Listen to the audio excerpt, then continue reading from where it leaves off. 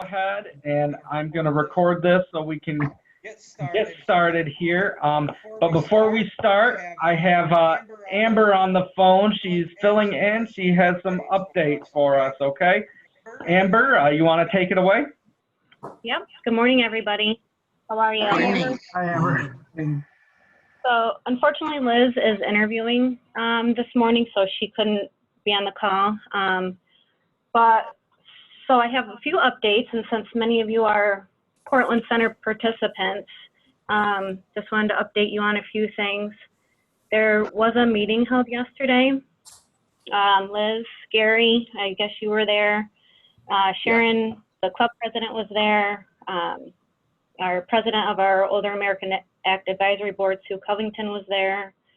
There was several legislatures there, and Rob Kapora, our county administrator, was also there. So I guess it's been decided that due to spacing issues, the Cortland Senior Center will not reopen in this building at the county office building. I believe the Older Americans Act Advisory Board is going to take a lead to form a committee to find a new space for the Cortland Senior Center. I think they discussed having the mayor come, SUNY Cortland, TC3, legislatures. So they're going to be starting to work on that, hopefully like this week, to try to come up with a committee to work on this plan. I believe Richard Stock has offered the community building for some gatherings, and Ron Van D is looking into the Grange. So anyways, those are some updates, but we are committed and advocating to make sure that some kind of plan comes together. Of course, you all know there's a lot of unknowns with COVID, and we're seeing a spike, of course, in the county again. But that's where we stand right now. So there'll be a committee formed, and to find, to have a plan to find a different space for the Cortland Senior Center. So that's the update so far. And I'm sure, if you have any questions, I can take them back to Liz, but I'm sure, she'll talk to you about this a little more as time progresses. Any questions for me? Not at this time. Okay, guys. All right. Thank you. Yep. Thank you, Amber. All right. Enjoy your day, guys. Bye. You too. Bye.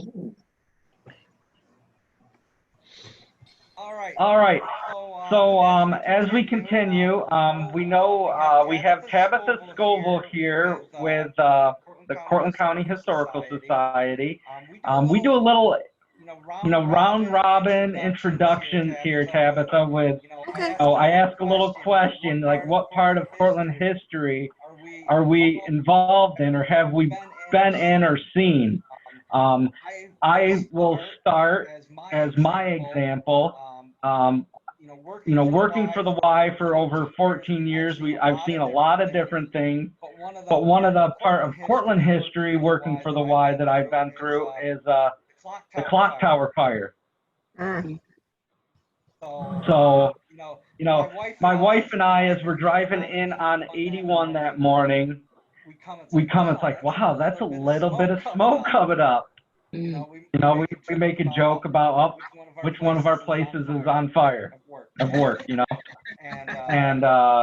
just kind of giggle. And then as we get closer, it's like, whoa, okay, we turn on the oldies station and we find out that there's a 5-alarm fire going on at the clock tower building.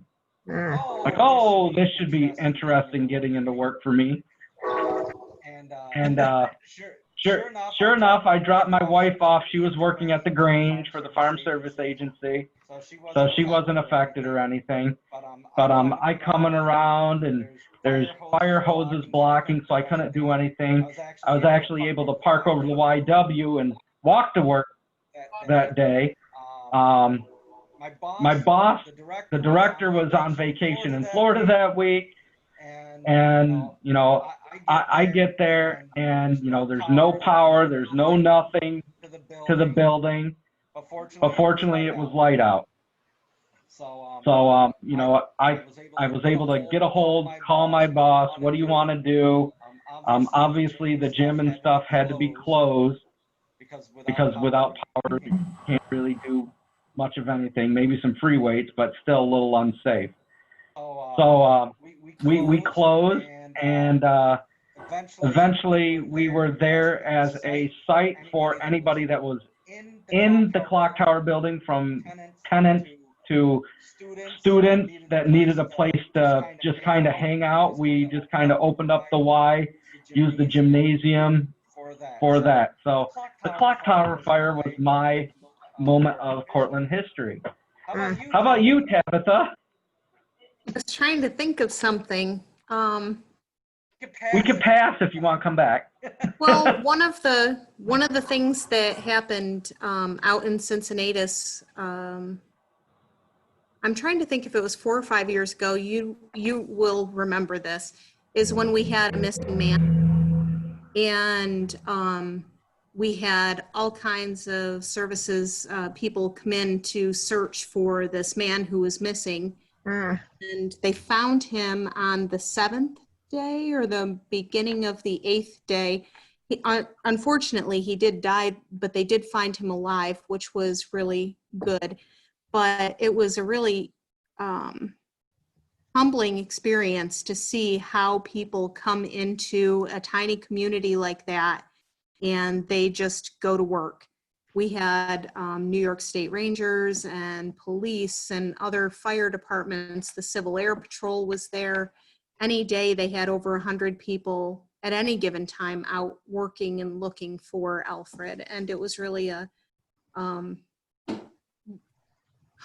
I can't even tell you what kind of experience it was. It was just amazing to see a community come together like that. So that's, I guess, my big thing that I will always remember. All right. Nancy Sickman. Well, I got thinking about it, and I got thinking about Tabitha being here. When I was in high school in the 50s, I used to walk over to the courthouse and go through the historical stuff when it was located in the courthouse. Oh, neat. Yeah. Yeah, and I remember going in and all the smell, I can remember the smell of it just being of musty books. But, but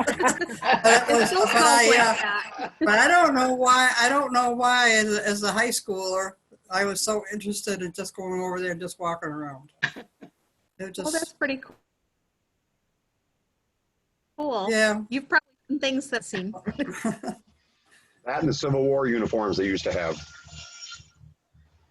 We do have some Civil War uniforms, yep. They're in storage usually. Bob Tucker, how about yourself, sir? Oh, I have fond memories of growing up in Marathon, a little village in the 40s and 50s, and fond memories of summertime when we wanted to go, well, I lived on what they called Cemetery Hill. There was probably 50-some kids, lots of friends to play with and whatnot. Warm afternoons, we'd go down in the creek there and dam it up and make our own little swimming hole. And of course, you had the summer programs where you had supervise. You did boondoggle things and played. And once, probably every week, we went up to the Wickwire pool in the morning. Water was freezing cold. We'd take our swimming lessons with the Red Cross. And how much the village has just changed over the years now. Here I'm 80 years old. We used to have several grocery stores, and there was 2 doctors, pharmacy, and 3 car dealers. It's just the Elm Street, I mean, Cortland Street, all the big elm trees that used to be there, gone. And it's just so different than it was when I grew up. And you miss those things, those times. Mm-hmm. Absolutely. Mr. Tom Williams? I guess my part of Cortland history was working at Durkee's Bakery. We used to hire students during the summer, and them kids would work 80 to 100 hours a week, and they would earn enough in the summer to pay for their whole college tuition the next year. Wow. That's good. I guess that's about it for me. Okay. Roger and Bonnie?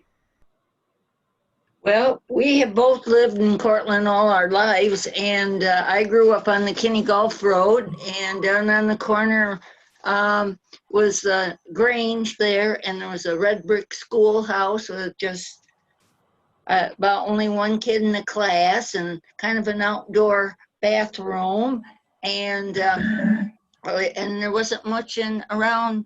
There was, of course, the dialysis is on McKinney Gulf, but it hasn't changed a lot. It has changed, but and I just remember Main Street, two-way traffic, and Friday night was a big night to go down there and do some shopping at the 5 and 10 cent stores. And just my folks would go down, we'd sit on Main Street and watch the people go by who was out shopping. And it has changed a lot, Cortland, but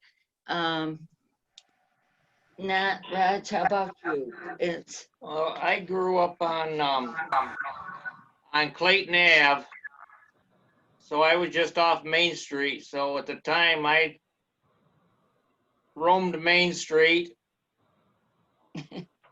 and can remember most of the stores. Like there was a lot of people don't remember, there was Fabrizio's men's store. Yeah. Right across from the post office was Dexter's cigar store, which was basically a paper and a newspaper and cigarette store. Burgess. Then next door to that was Robbins Tobacco Store, which was a vending machine outfit as well as a store. And I remember Penny's next door to that, which had one of the first pneumatic cash systems in the city. The salespeople on the floor did not handle any cash. It all went upstairs to the cashier. Yeah, it was a pneumatic air system. And of course, then you had Alpert's, Harry Alpert's, B.T. Jones Jewelry. You had Leonard's Women's Shop, Brotan's, Wilsey's. And they had a way they sent up to one place that was like under. Yeah. Where they put the money in the tube and it shot up to one area. And Montgomery Ward's had that too. Yeah, there was Montgomery Ward, Sears, Roebuck's, Hotel the Cortland. old Hotel Cortland. Home Dairy. Yeah. Varsity store. The Varsity. I can still see that Home Dairy window there, and you go by and all the delicious fresh made goodies.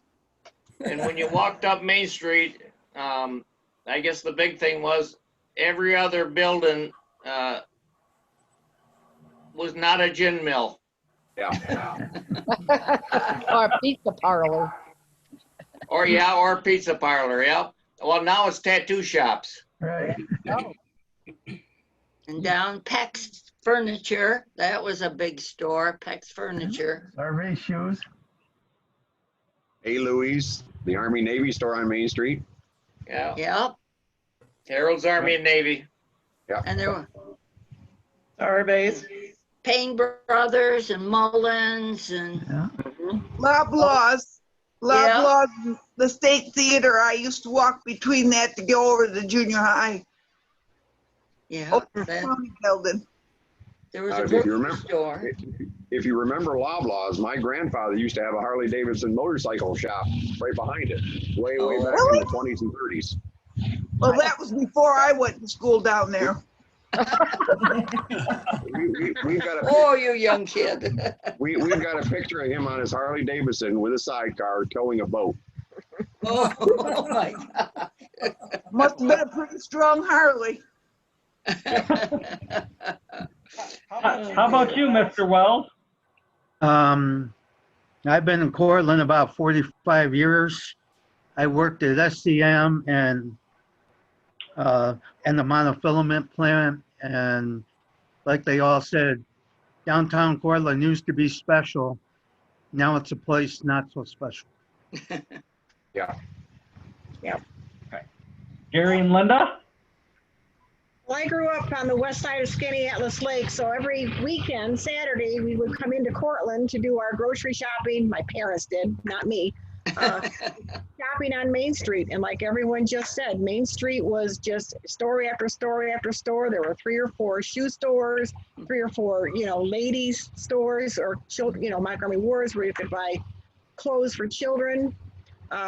I think one thing I remember, I think it was in 1958, the sesquicentennial parade that went through downtown Cortland. It was I thought it was all day long. It started at 10 in the morning and I swear it lasted till 3 in the afternoon. It was a wonderful experience, growing up in the country to come into Cortland and see things like that. And we too used to park on Main Street with my grandmother and watch the people. I don't know what the people, we did that. And my dad worked at Wick Wires for, 40 some years. So when Wick Wires burnt, that was a horrible feeling in my chest when we saw that go up in flames. So there you go. Gary? Well, I would agree with pretty much everything I've heard. The only real thing that I would say is, remember how much snow we used to have? I mean, growing up as a kid, the snow we used to make, small fights. I mean, what we get now is nothing. Yeah. Used to make a tunnel and. Oh, yeah. Yeah, you couldn't, yep. And that was right here in the city. And this is a great neighborhood. This was a great neighborhood because we had lots of kids. We had tremendous snowball fights. God. John Snowberger. Well, I don't know whether I call it an experience or whatever, but I was in the Cortlandville Fire Department. And I was in there for about a year. And then I decided I want to get into the rescue squad. So I had to go to DC3 for training for an EMT. And when I was all done with that, why, I could tell you stories for the next 5 hours. Very good. But it was a real nice experience. Kind of gory sometimes, but it was interesting. Excellent. And John was a big chicken farmer. Yeah, I was. We lived in Village Terrace at the time. And here in, from my building to Sherbrooke, I could see the end building, and we got the fire call. There was a fire. It was right on the end of the building towards me. And luckily, I was the first one on the scene because I drove my truck around and I had a ladder on my truck. And the fire was on the top floor. So I set my ladder up and so the people could come down. And the first one to come out the window was about 4 foot around. I said, oh my God, is my ladder gonna hold her? But then another fireman come and he held underneath the ladder. We got them both out, but that was interesting. My goodness. Good job. Thank you, John, for that story. Bonnie Was Smith? that one of the old wooden ladders? Well, most of mine was Hold on 1 second, Bonnie. Gary had a question. Was that an old wooden ladder, John? No, it was aluminum. Oh, okay. Sorry, Bonnie. Now we're on to You you. can see the fire in the apartment. Mine was with the home dairy, like I said, in Loblaws and State Theater. My sister used to have to take me because I guess my mom and dad weren't interested in the theater. So She had to take me. She's 9 years older. And I used to spend my summers up to Derider Lake, so I wasn't in Cortland much in the summer. Okay. Marilee? Good morning, everyone. Morning, When I Marilee. think of Cortland County as a child, I think dairy farms. My father grew up on a dairy farm in Pompey, and that was enough to convince him he never wanted to do it again. But he loved to go around farms. He loved to do. So we'd drive by, and at one time I could tell you the breed of every cow in the county. And he'd say, you can always count a farmer by the number of silos that he had. So the more silos he had, the better farmer that he was. And we had small farms everywhere around here. And I was a small child. My father taking me out, I think it was Halstead Candy, Tabitha, you would remember. It was on the corner of Tompkins and Star Road, where Footy's Freeze is now. There's a cannery there. And they used to can peas. And he loved to go over, and there'd be big mounds of peas ready to be processed. And the smell of all those fresh peas was amazing to me. But just on another quick note, talk about snow. My sister, one of my sisters, lives in Denver, and they've got snow this morning. Yeah, they do a lot. Where's she live at? Cut out, I didn't hear her. Denver. My sister Linda lives in Denver.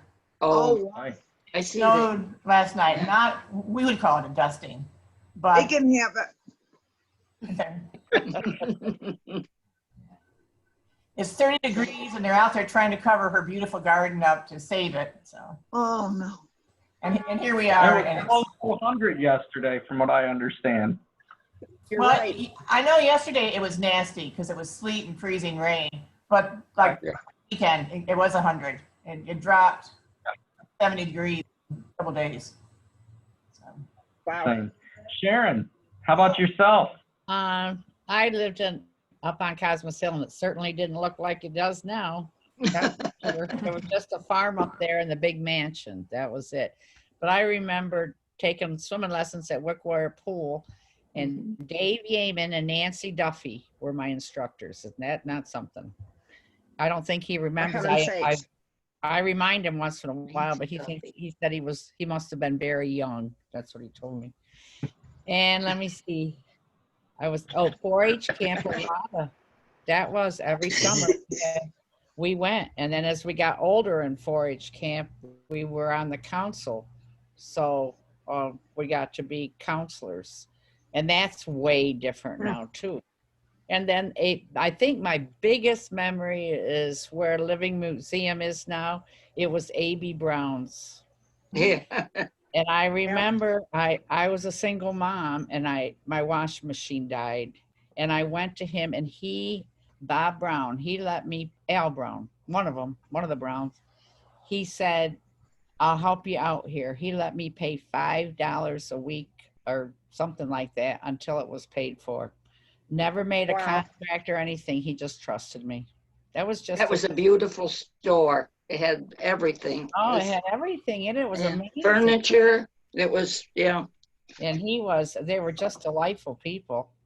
And who would have known? I said, I need a washing machine, and that's what he did. I'll never forget it. Never. Nice story. Diane Slade? I was raised pretty much in Cincinnatus, back when Cincinnatus was full of stores. They had Borden's milk plant. They had a cheese factory in Taylor. I remember the big old train going through town. There was a feed mill that would stop at there. We had a blue bus that came from Cortland, and it went to Norwich, and it went to Cincinnatus, Norwich, and you could hop on that and go to either Cincinnatus or Cortland to go into town if you wanted to. Talk about snow. My mom told us about a time when they had a huge snowstorm, and I think my brother has a picture of it. They had to burrow a tunnel off from, I think it was from the telephone road and where Holly Woods is. They had to burrow a tunnel to get the horses through to get to Cortland, to get their milk and stuff, or whatever they were, supplies they were going after.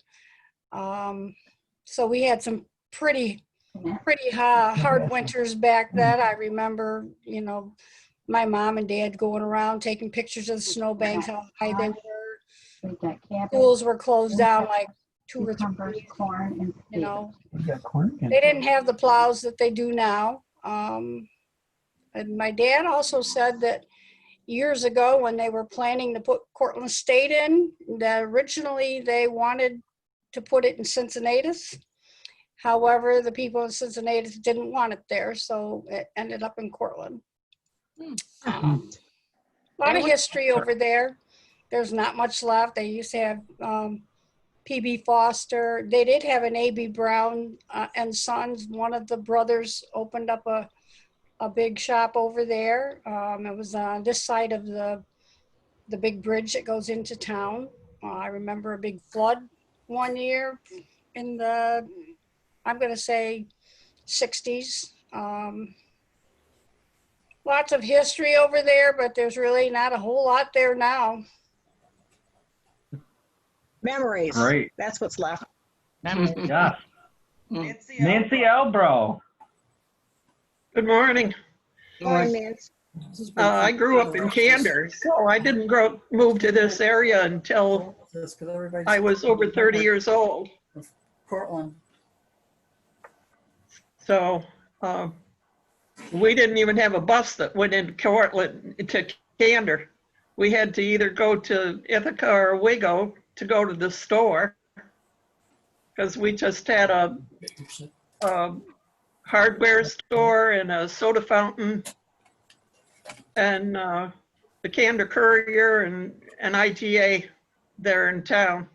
Everything else we had to go, like I said, either Owego or Ithaca. But I moved over here when I married my husband in late 70s. And then I worked at the college for almost 20 years and I didn't really see much of the town, just Homer where we lived. So. Excellent. So hearing all this stuff, how does this make you feel, Tabitha? All these little stories. I love to hear stories. Some of you I know have been watching us on Facebook, and we tell stories every day on there. And we've been doing that since, I think the first one was March 17th when we closed, and we were going to be closed for 2 weeks, you know, while this sort of COVID storm passed by like a big blizzard or something. We thought we were going to be closed 2 weeks. Well, we're still closed. We are working, but we're closed to the public. So anyway, in order to connect with people, we've been telling these stories on Facebook and Instagram, and the response has been crazy. People love it. People love to hear stories about the past, and I love to hear you guys talking about all the things that used to be here. We have lots of pictures and we have books that talk about that, but nothing beats talking to someone who remembers it, I think. And you should write these stories down so that people will have them later on. And when somebody wants to know this little teeny business that nobody else remembers and you remember it, if you write it down, then we'll always have it. So I really enjoy it. It's my favorite part of the job. Yeah, and just so everyone knows, that was kind of a lead in. Tabitha Scoville's here with the Cortland Historical Society. You know, she's the director there. And, you know, we thank you, Tabitha, for being able to join in, you know, this, you know, what we love for social hour. People, we've done a couple of our own little history, and it's like, you know what, guys, let me bring a pro in here to talk about that. Instead of I don't know about being a pro. Instead of, well, it's still better than me. You know, I can help people, you know, find some long-term care, but to talk about the Cortland history here, I think you're a little up on the scale than me. So without further ado, Tabitha, the floor is yours now. All right. So I didn't have a lot of time this week to prepare any kind of a, I don't know, collage of stories for you or something like that. I've done PowerPoints where I kind of cover some of our famous people that people don't necessarily know about. Those are usually fun because people don't always realize that some really important people came from here. So if I come back, that might be something that I do for you. So today I brought in some artifacts that I thought might be interesting. You may or may not know what they are.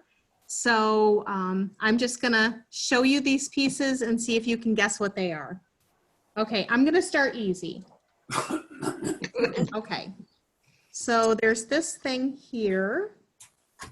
Looks like scissors. Oh, yeah. Can opener? No. Oh, God, I know what that is. See what that is. Knife sharpener? No, candle wick thing. Can opener, isn't it? Oh, No. I think I heard it. It's not a can For opener. candle. For A knife candle sharpener. wick. Candle. Yep, it's a candle. Trim It's a candle wick wicks. trimmer and snuffer. So you would do this and catch your wick and snuff the candle out. Oh. And it's got a little never remembered that rest was. so that it just rests on whatever surface so it doesn't get it all sooty. So is that made in Cortland? Oh, I don't think so. I don't know. Maybe. Okay, I think that this one's going to be easy for most of you people, especially if you spend any time in a kitchen. Oh, grater. Looks like a grater. Cheese Yeah. grater. Either a peeler or a grater.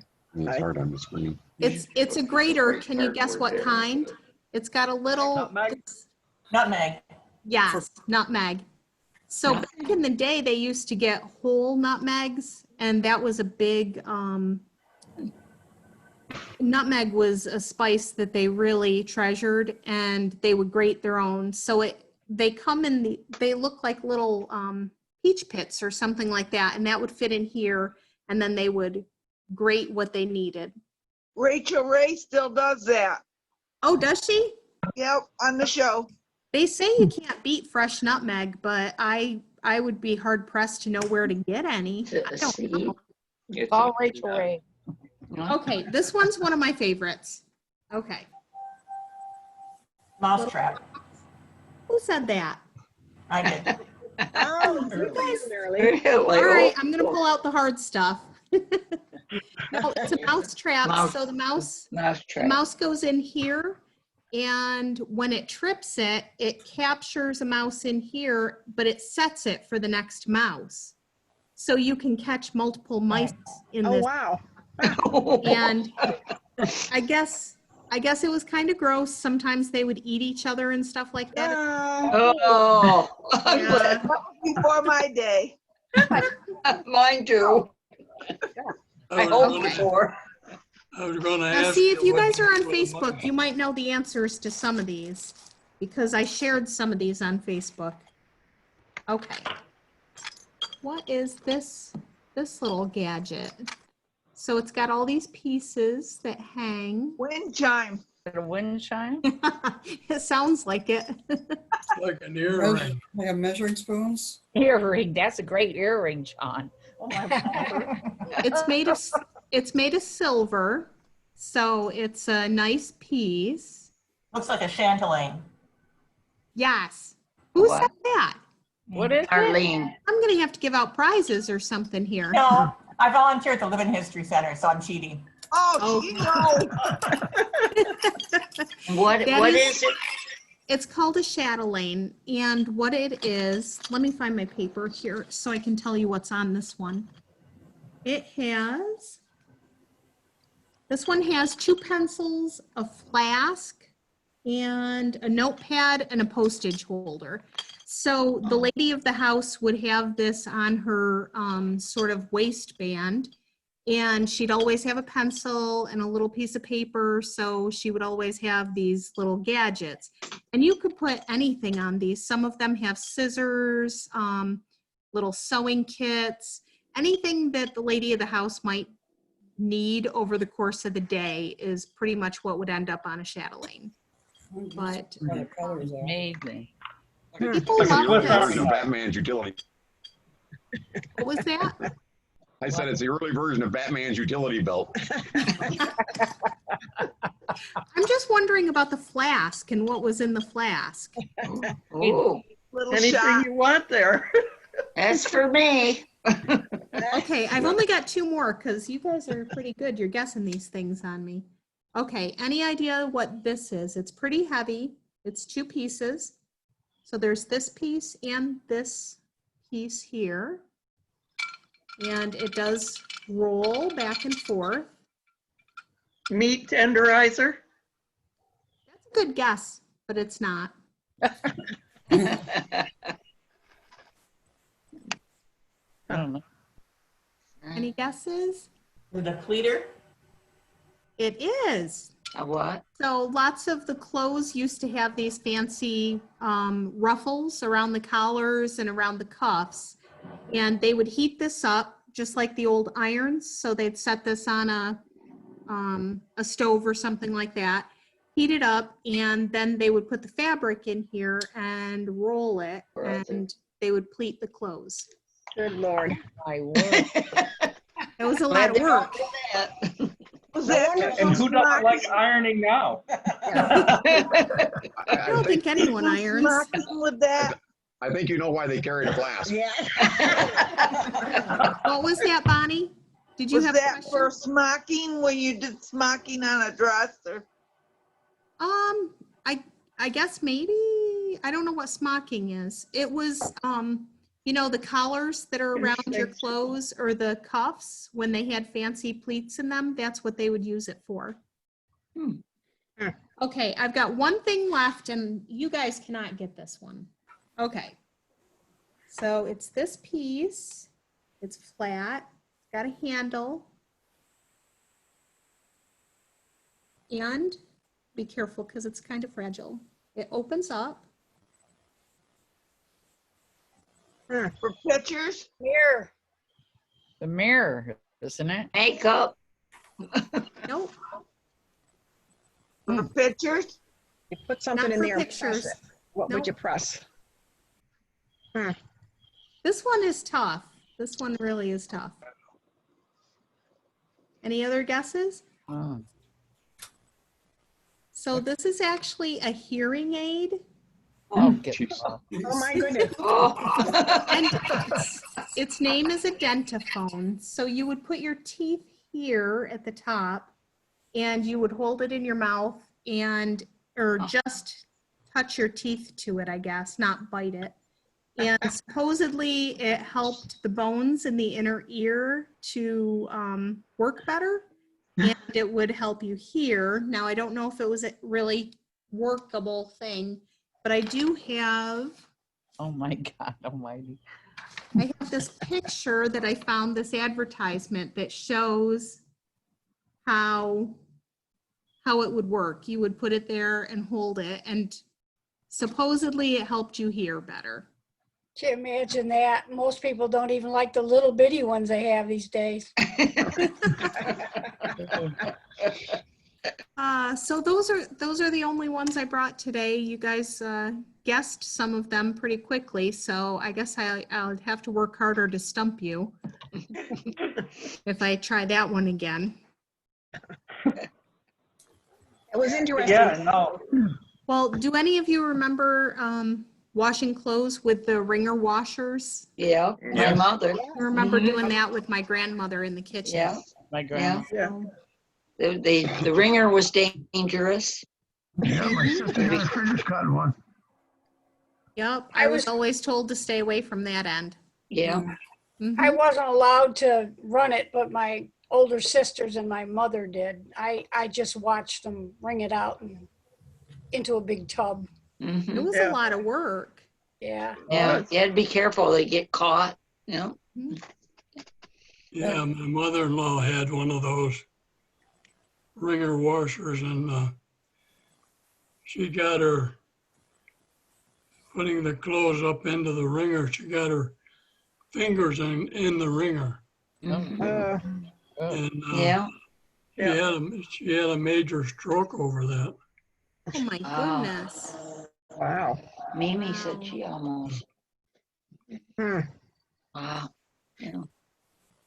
I remember. They washed all the clothes. My grandma washed all the clothes in boiling hot water.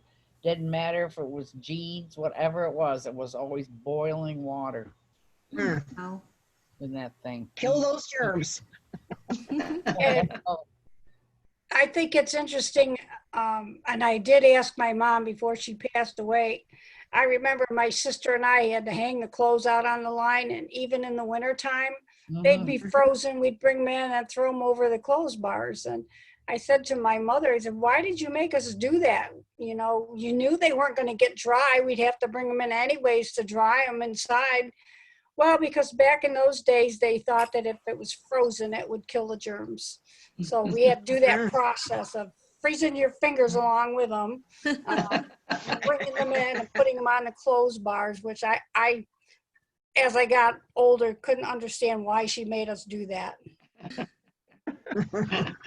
It does seem like it's Living in Amish counterproductive. country. We Yeah. see that all the time still. Yeah. Yeah. Yep. Those sheets, pillowcases, oh, they smelled so good when my mom hung them out. All the Yes. clothes, they smell nice. I They still do. hang mine out, but not in the wintertime. I still hang mine out too. I like that nice fresh air smell. I do too, and I think it's better for the clothes. They last longer. Of course, if you want a new wardrobe more often, you could just use your dryer. I still like to iron. I love ironing Me clothes. too. I love to iron. Love to iron. I do that maybe once or twice a year. My grandchildren call me to fold laundry. I went up and every time I walk into my granddaughter's house, there just happens to be a big basket of clothes. Oh, Nana, I didn't expect you to fold them. Then why did you invite me over? She did. My son I joined. remember that one, Sharon. My son joined the Civil Air Patrol, and he had to iron his uniform, and he was maybe 14 or so, and he loved to iron. He would iron everything, and that darn uniform looks so good all the time. So yeah, that was one of his favorite things, is the uniform. Rachel Ray irons her sheets. I don't do that, but I do iron the pillowcases though, because you might see them. Nobody might see them. My mom used to sprinkle everything, and then she'd take the iron and iron away. Half the refrigerator was your laundry all sprinkled. Bonnie, that was before they had the spray irons. Oh, yes. Oh, yep. Way before. Yep. I did it. You had to sprinkle your clothes. A whole pumped in the top of it. And they used to have hankies, real hankies, and my mom would be ironing those, and they did look everything looked so nice. Yes. Tablecloths and, yep. No more. No, we kind of lost that. All the wash and wear stuff, I guess. Excellent. Mother always had the radio Anyone else want to share any memories or what we're going on? As we have Tabitha, I was you going to say, enjoyed does our anyone special guest? have any questions for me? I may or may not be able to answer. You're from the historical Yes. society. Yep. I do have a question. Okay.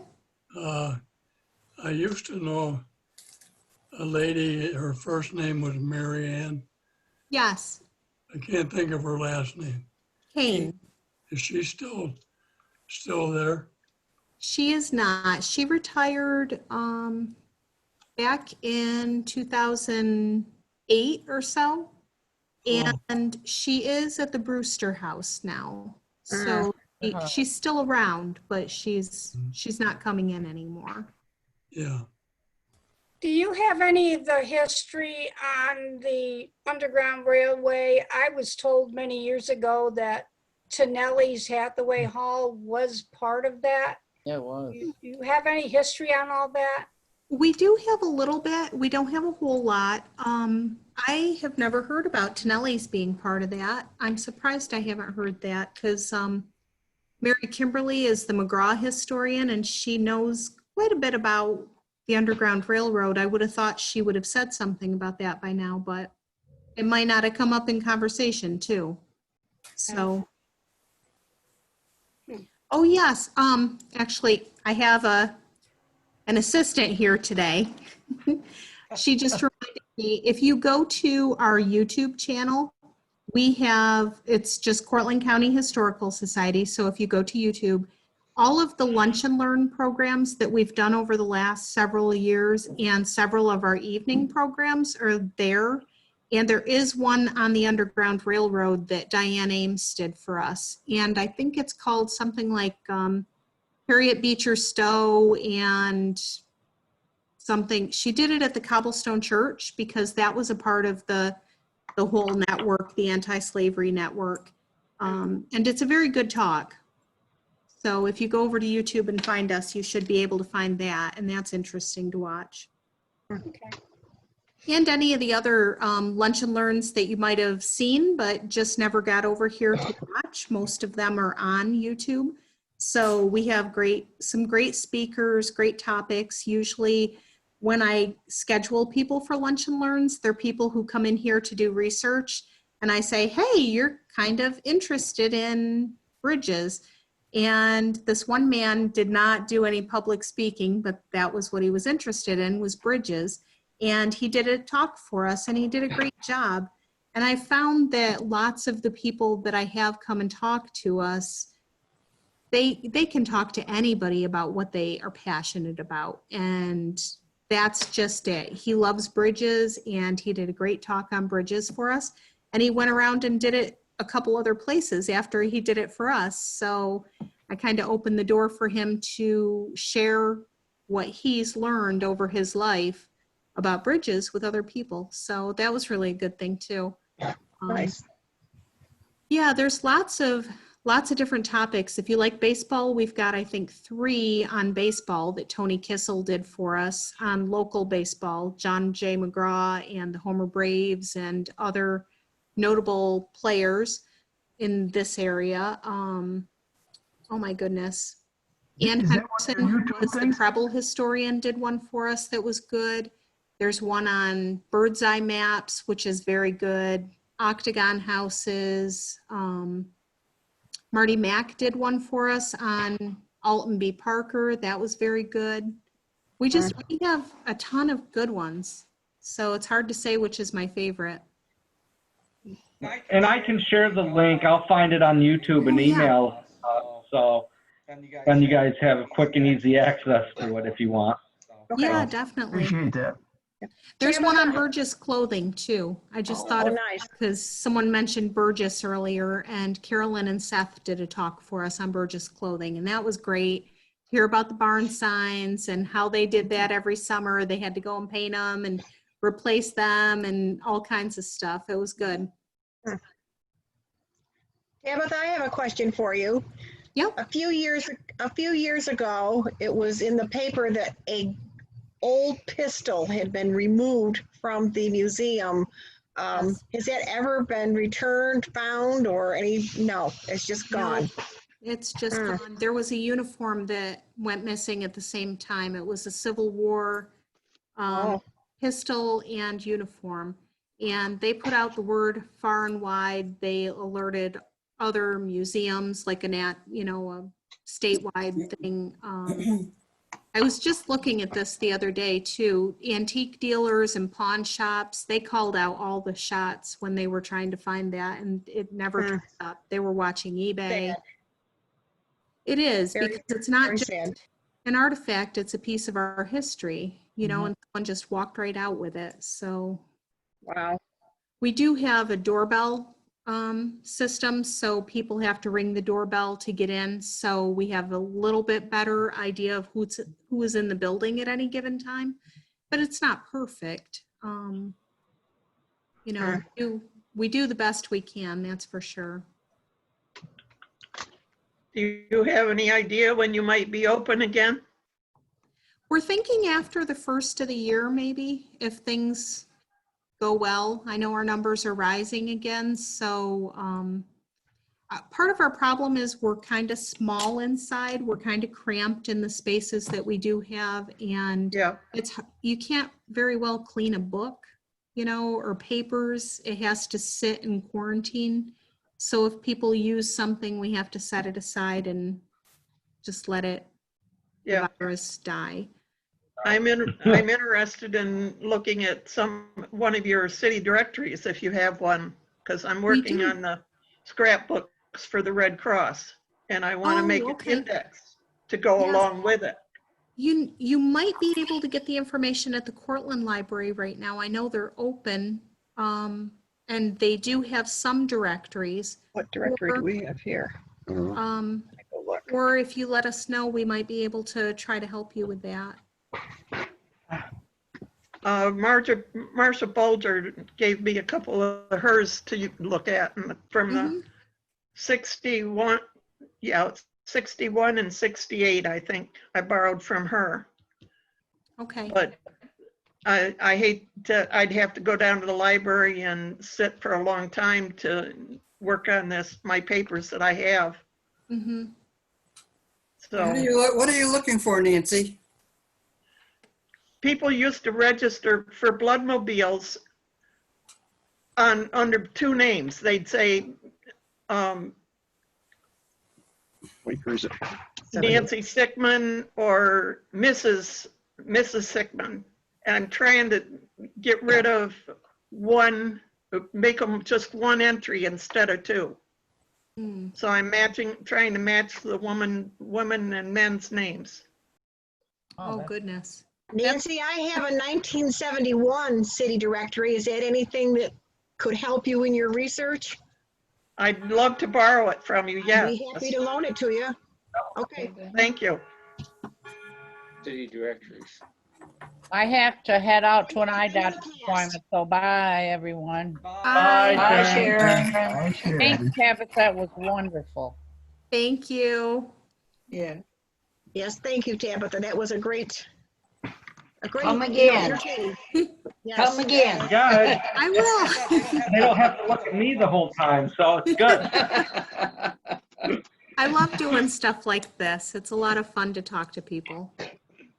And I So, as you know, we wrap up. You know, going forward, you know, you're always welcome back. You know, I'll let you think about it. I'm not going to put you on the spot or any pressure. But if you know, anyone else within the organization want to do something monthly, you know, or we can cross promote. We have this time slot with this great group of people here too. So you're looking for some stuff. We have. It sounds like everyone's interested enough to, you know, bring it back. You know, come back, talk a little bit more, and learn. Sort of like your lunch and learns, you know. Yes. Yes. Also, if we ever do resume our club meetings again, it would be nice to have you come and speak to the club. And, you know, we have quite a few members of that. Nice. Gene Edwards and I came last year to the Cortland group to talk about the book that we published. So we went, Yes. what was that, Gene? I remember that. Goodness. That's Gene a is my beautiful book. assistant here today.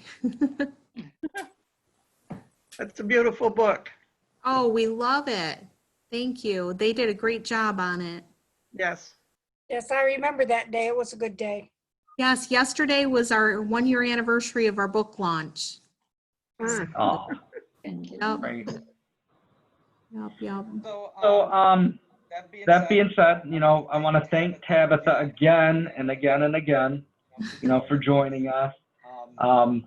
We had some like nice close connections that I was able to pull some strings and get a hold of her in 12 different places. So. I know, I Again, was busy and I just kept getting these messages that Matt was trying to get a hold of me and I thought, what? Why does he need me right now? Is there a fire? So, again, thank you. I just want to share some general information with the group. So, as we go on, we have this big program, early outreach heat for people. So if you guys are seeing any questions, if you can help disseminate it with people. We're still not doing in-person interviews for HEAP, office visits per se, but we are here to help. Anyone can mail us their paperwork, their applications in.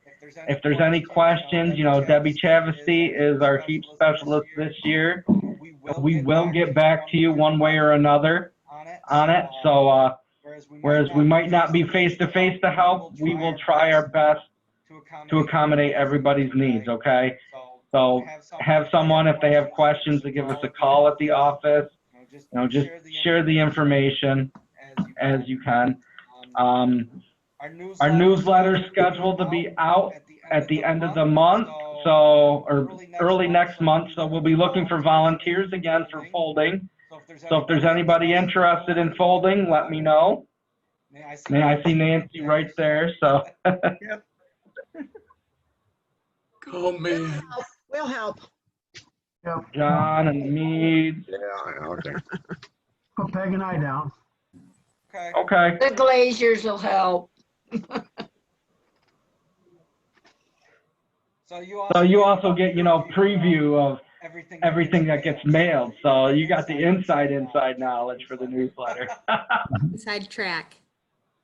Absolutely. And, in the time of COVID, Tabitha, what we did is we got our volunteers. We had our Meals on Wheels delivered van drivers drop off the newsletters. And, when they were done, we picked them up. So, we used to have a big work group here that, we needed their 4 hours for like 20 people to get these newsletters out. So this has helped us tremendously to keep the flow going. Very good. Learning it out. Yes, So, we need to change the way we do things too. So, that being said, we'll see you guys next weekend. If there's anything you guys want to bring to the table, Tom, if you want to talk about something from a vacation or whatnot, not to put you on the spot or anything, I can always open it up if you have like a slideshow on the computer or whatnot. So, some different options, something to think about. But we will be back next Wednesday at 10 as usual. So I thank everyone for coming, and we'll see you next week. Okay. See everybody. Bye, everyone. Bye, everyone. Thank you. Bye. It was nice to meet you all. Nice to meet you. Nice. Thank you again. Thank you. Welcome. Bye. We look forward. See you next time. Might as well shut her down. See where it says go off. Do you see it?